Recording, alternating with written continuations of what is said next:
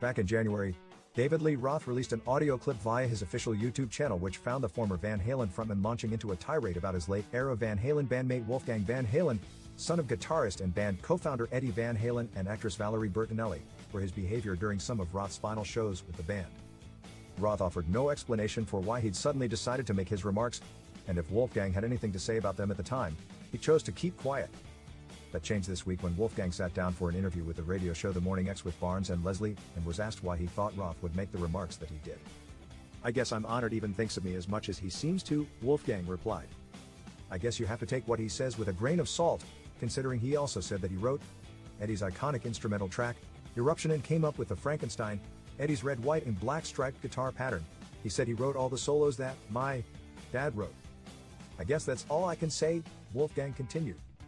"I seem to have been born into this Van Halen drama that has come way before me. And I guess now that my dad isn't here to be a target, I guess he went to the next best thing."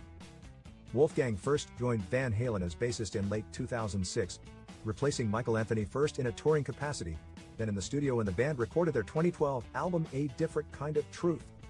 It remained with the band through their final tour in 2015.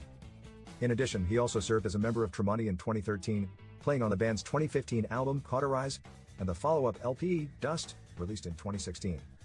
Following his father's death in 2020, Wolfgang released his self-titled solo debut under the name Mammoth WVH, an LP which led to his first Grammy nomination for Best Rock Song for Distance.